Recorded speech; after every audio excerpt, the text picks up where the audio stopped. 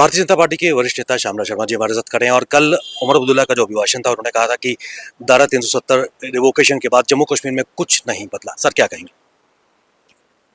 देखिए, मुझे लगता है कि जिस विषय पे उन्होंने बात करनी चाहिए थी उस पे उन्होंने बात नहीं की। तरीका है जिस तरीके से गवर्नमेंट को रिस्पांस करना चाहिए और बिहेव करना चाहिए, तो वो अपनी पूरी रिस्पांसिबिलिटी जो है वो इस पे ट्रांसफर कर देते हैं कि जब स्टेट मिलेगी तो फिर काम करेंगे। तो जब हम सारी जो प्रोटोकॉल है, जो अथॉरिटी है, उसको एंजॉय कर रहे हैं और जब लोगों के डिमांड्स या उनकी जो जरूरियात जिंदगी है और डे टू डे फंक्शनिंग है गवर्नमेंट की, उस पे जब बात आती है तो वो सारी बातें शिरकम नहीं करते हैं, ट्रांसफर कर देते हैं।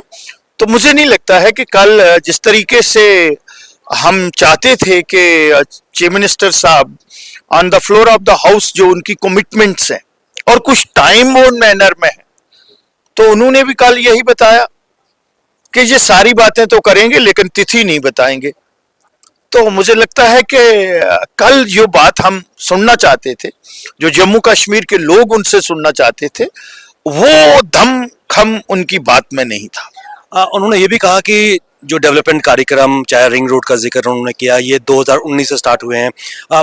रिवोकेशन के बाद कुछ बदलाव नहीं आया है और खासकर जो पोल प्रोमिसेस मैनिफेस्टो के नेशनल कॉन्फ्रेंस में थे, क्या लगता है कि उसमें भी एक डायल्यूशन आई है, जनता को जवाब नहीं दे पा रही है?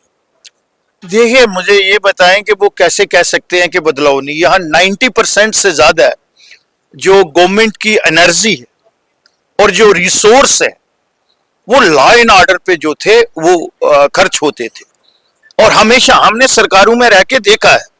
आज आप देखिए कि हम बिल्कुल ऑलमोस्ट 80% नॉर्मल से यहाँ है वो रिस्टोर हो गई है और जहां भी गन कल्चर आ जाता है तो ये घटनाएं होती रहती हैं, समय लगता है। आप पंजाब देखें, बाकी स्टेट्स देखें, नॉर्थ ईस्ट की स्टेट देखें या नक्सलाइट देखें, तो ये चीजें रहती हैं। और ये उपज किसकी है? जब हमारा माइंडसेट ये है कि हम इशू बेस्ड पॉलिटिक्स करनी है, हम डेवलपमेंट को इग्नोर करते हैं और जो लोगों की डिमांड्स और सप्लाई की बात नहीं करते और गैलरी को प्ले करते हैं, तो मुझे लगता है कि उसमें उनकी कथनी और करनी में फर्क है। एमएलए डोडा महराज मलिक ने सीधा भारतीय जनता पार्टी पर आरोप लगाया कि नशे को बढ़ावा, नशे की दुकानदारी भारतीय जनता पार्टी कर रही है। मैंने on the floor of the house मुझे लगता है कि वो बात रखी और ऑनरेबल स्पीकर साहब की अगर आप देखेंगे वो रिकॉर्ड में होगा कि उन्होंने इतराफ कर लिया है कि मैंने ऐसा नहीं कहा है।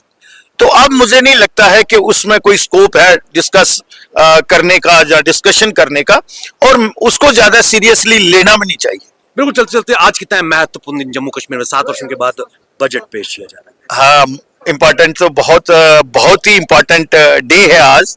अब देखते हैं कि ऑनरेबल फाइनेंस मिनिस्टर के बैग से क्या बाहर आता है और जो उनकी कमिटमेंट्स हैं और जो टाइम बाउंड मैनर में है, चाहे वो डेली वेजर हो, उनके साथ कमिटमेंट है। 1 लाख जॉब की बात हो, 12 सिलेंडर हो, 200 यूनिट बिजली हो, ये सारी बातें उन्होंने कहा है ना। और फिर जो अब उनका रिकॉर्ड भी आ गया, मैंने उस दिन 40,000 कहा था, मैं रिकॉर्ड स्टेट करता हूं, 33,000 पोस्ट जो वेकेंट पड़ी हुई है, नई नहीं क्रिएट करनी है, उन सब तमाम चीजों के बारे में उन्होंने बजट में क्या प्रोविजन है और 3 दिन उस पर डिस्कशन है, उसके फिर ग्राउंड्स पे डिस्कशन है। तो ये सारी बातें जो है हम डिस्कस करेंगे और लोगों की जो जरूरियात जिंदगी है उसको हम फ्लोर ऑफ द हाउस और पब्लिक डोमेन में लाएंगे। बहुत बहुत शुक्रिया सर हमसे बात करने के लिए।